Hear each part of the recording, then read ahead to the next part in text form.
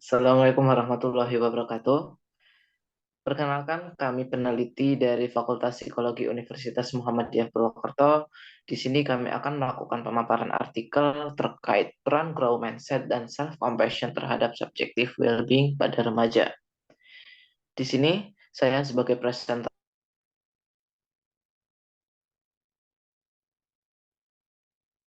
pertama dan pembimbing kami, Ibu Fatin Rohmah Wahidah. Next.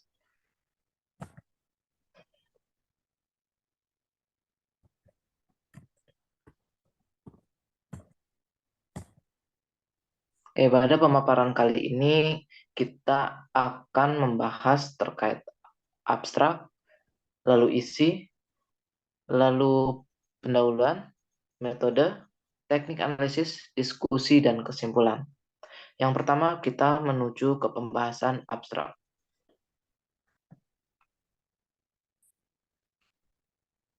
Remaja sebagai individu yang berada pada periode perkembangan transisi dari masa anak-anak hingga masa dewasa, seseorang dengan tingkat subjektif well-being yang tinggi memiliki kemampuan untuk mengatur emosi dan mengatasi masalah dengan baik. Self-compassion mencerminkan sikap baik pada diri dengan tidak menyalahkan kondisi, kekurangan, dan pengalaman yang terjadi pada diri remaja. Perkembangan pola pikir yang dimiliki individu bisa membuat hidup individu lebih maju atau bahkan sebaliknya, bisa menjadi lebih kurang baik. Hal ini merupakan pengertian dari growth mindset. Penelitian ini memiliki sebuah tujuan, yakni untuk mengetahui pengaruh growth mindset dan self-compassion pada subjective well-being pada remaja. Metode penelitian yang digunakan pada penelitian ini ialah metode pendekatan kuantitatif. Sampel pada penelitian ini yakni remaja awal yang berusia 13 hingga 17 tahun pada remaja di Purbalingga, Jawa Tengah. Penelitian ini menggunakan teknik non-random sampling atau non-eksperimen. Pengambilan sampel yang digunakan ialah kuota sampling, yang dimana peneliti sudah menetapkan jumlah sampel yang akan diambil. Pengumpulan data dilakukan dengan menggunakan kuesioner dengan 3 alat ukur, yakni skala subjective well-being dari Diner tahun 2009, skala self-compassion dari Neff tahun 2003, dan skala Grau Mindset dari Chen tahun 2021 yang memiliki koefisien reliabilitas masing-masing sebesar 0,785 untuk subjective well-being, 0,747 untuk self-compassion, dan 0,727 untuk growth mindset. Hasil penelitian menunjukkan bahwa growth mindset berpengaruh terhadap subjective well-being sebesar 17% dan self-compassion berpengaruh terhadap subjective well-being sebesar 42,5%. Secara bersama-sama, growth mindset dan self-compassion berpengaruh terhadap subjective well-being sebesar 32%. Maka dengan ini dapat disimpulkan bahwa hipotesis 1 diterima, hipotesis 2 diterima, dan hipotesis 3 diterima. Jika angka atau arah koefisien regresi bernilai positif, maka arah garisnya bertambah naik, sedangkan jika bernilai negatif, maka arah garisnya berkurang atau menurun. Pada penelitian ini, nilai regresi positif, maka dapat dinyatakan bahwa growth mindset dan self-compassion berpengaruh positif terhadap subjective well-being pada remaja. Hasil dan pembahasan penelitian akan didiskusikan lebih lanjut di dalam artikel. Next. Menuju ke pendahuluan.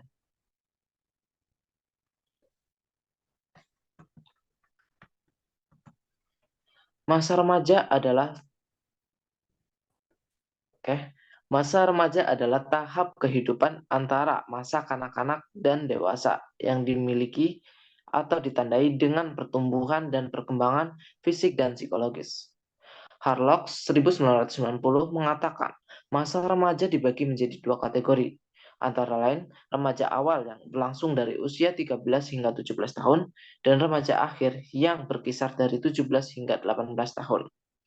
Pengertian subjective well-being adalah evaluasi diri terhadap kesejahteraan psikologis yang dimiliki.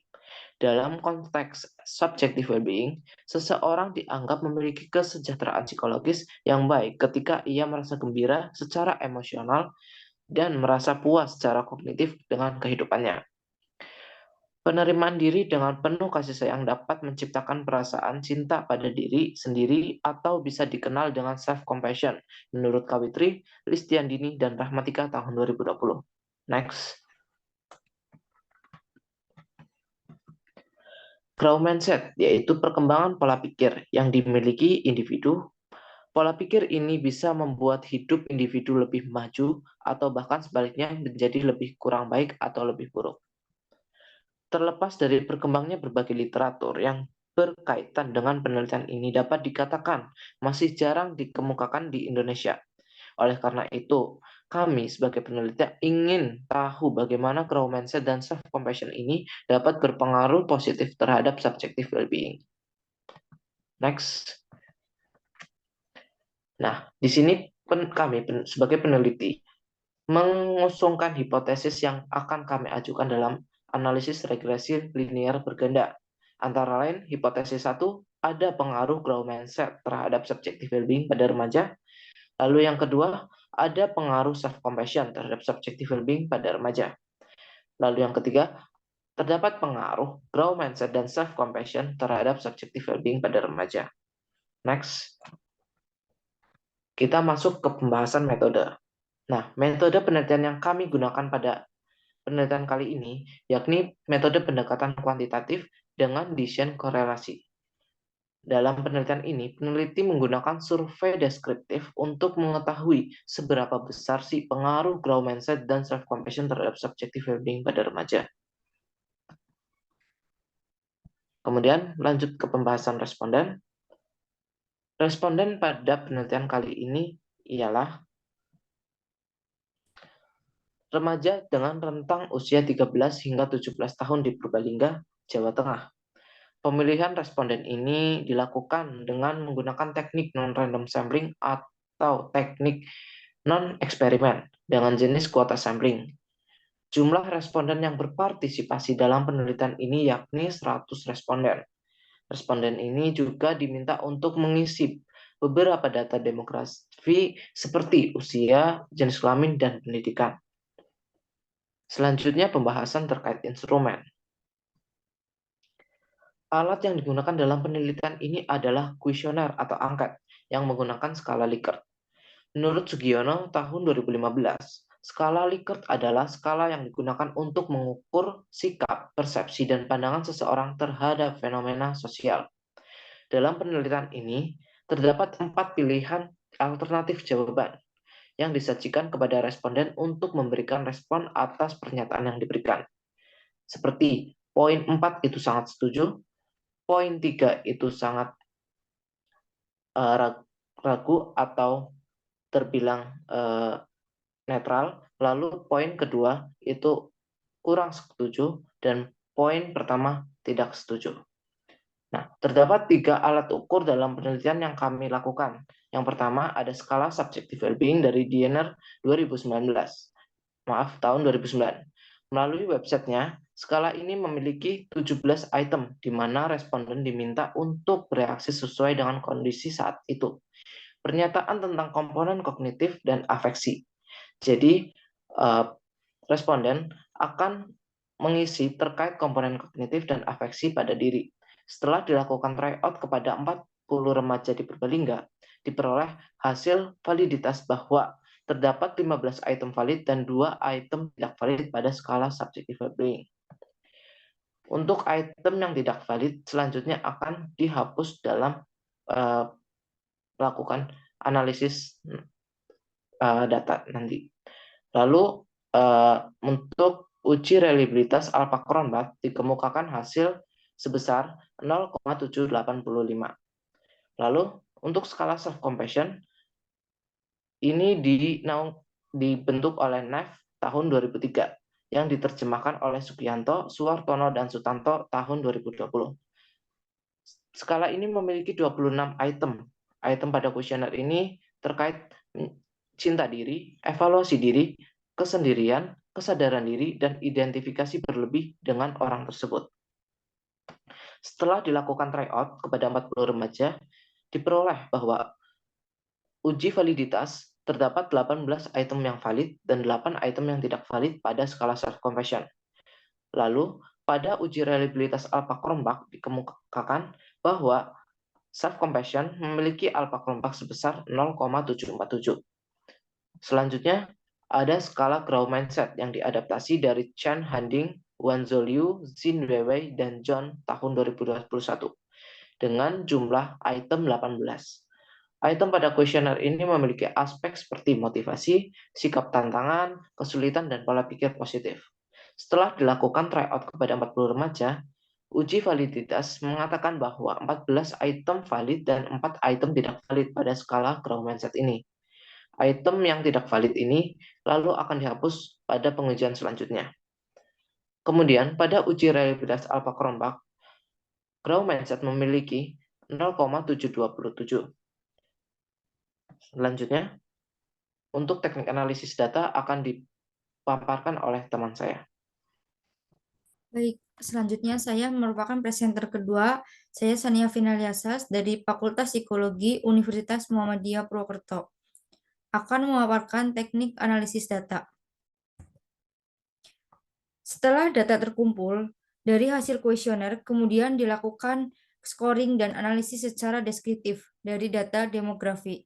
Dan masing-masing variabel analisis data yang digunakan untuk menguji hipotesis adalah uji regresi berganda untuk menguji pengaruh 3 variabel, yakni Growth Mindset dan Self-Compassion dan Subjective Well-being menurut Scioto dan Sordik tahun 2015. Seluruh data analis ini dilakukan menggunakan bantuan aplikasi perhitungan SPSS versi 25. Baik, selanjutnya akan dibahas hasil dan pembahasan.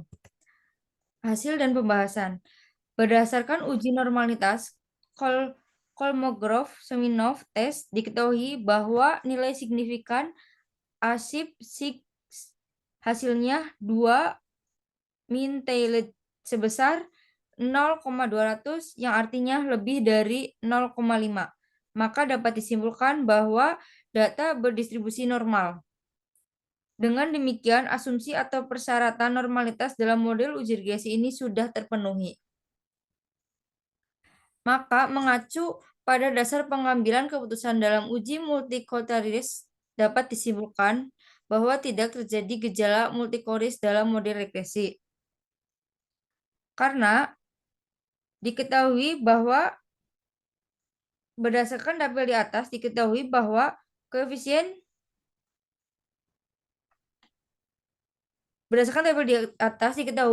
nilai koefisien diskriminasi atau R-square adalah sebesar 0,308.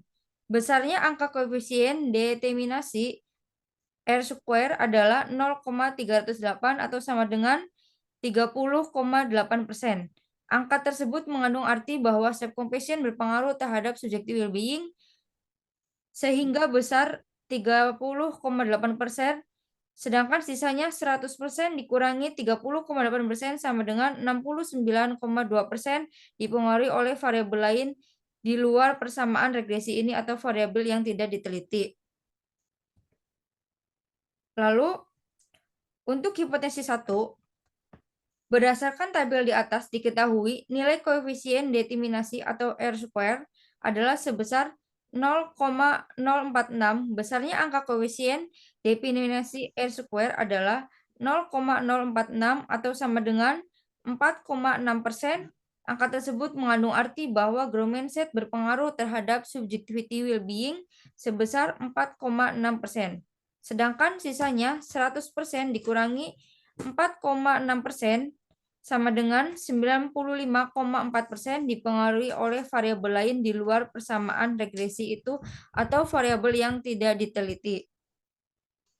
Diketahui bahwa nilai signifikansi dalam uji F adalah sebesar 0,033 karena sig sama dengan 0,033.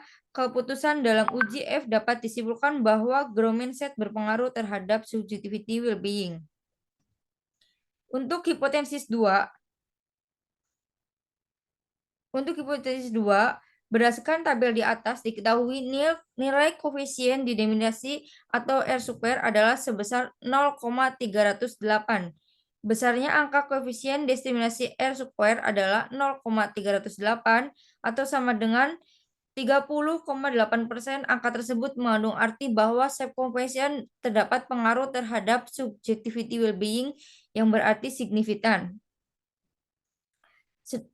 Berdasarkan pengaruh tersebut sebesar 30,8%, sedangkan sisanya 100% dikurangi 30,8% sama dengan 69,2% dipengaruhi oleh variabel lain di luar persamaan regresi ini atau variabel yang tidak diteliti. Diketahui bahwa nilai signifikan dalam uji F adalah sebesar 0,000. Karena sig 0,000 kurang dari 0,05, maka sebagaimana dasar pengambilan keputusan dalam uji F dapat disimpulkan bahwa self-compassion berpengaruh terhadap subjectivity well-being yang berarti signifikan. Selanjutnya, hipotesis 3.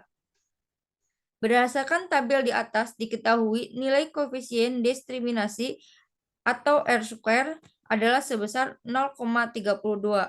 Besarnya angka koefisien diskriminasi adalah 0,32 atau dengan 32%. Angka tersebut mengandung arti bahwa growth mindset dan self-compassion terdapat pengaruh sama-sama terhadap subjectivity well-being sebesar 32%. Sedangkan sisanya 100% dikurangi 32% sama dengan 68,0%. Dipengaruhi oleh variabel di luar persamaan regresi ini atau variabel yang tidak diketahui. Diketahui bahwa nilai signifikan dalam uji F adalah sebesar 0,00 karena sig 0,00 kurang dari 0,05, maka sebagaimana dasar pengambilan keputusan dalam uji F dapat disimpulkan bahwa growth mindset dan self-compassion secara bersama-sama berpengaruh terhadap subjectivity well-being yang berarti signifikan. Maka dengan ini dapat disimpulkan H1 diterima, H2 diterima, dan H3 diterima jika angka atau arah koefisien regresi bernilai positif, maka arah regresi bertambah naik. Sedangkan jika bernilai negatif, maka arah garisnya berkurang turun. Pada penelitian ini, regresi positif maka dapat dinyatakan bahwa growth mindset dan self-compassion berpengaruh terhadap subjectivity well-being pada remaja. Selanjutnya, diskusi. Berdasarkan hasil penelitian di atas menghasilkan bahwa H1 diterima, H2 diterima, dan H3 diterima, yang berarti growth mindset dan self-compassion memiliki pengaruh terhadap subjectivity well-being pada remaja di Purbalingga, Jawa Tengah. Kesimpulannya, dari penelitian ini yakni terdapat pengaruh signifikan antara growth mindset dan self-compassion terhadap subjectivity well-being dengan besar pengaruh bernilai 32,0%. Semakin tinggi growth mindset dan self-compassion, maka dapat diprediksi semakin tinggi juga tingkat subjectivity well-being. Baik, presentasi dari peneliti kami cukup sekian, kurang lebihnya mohon maaf. Wassalamualaikum warahmatullahi wabarakatuh.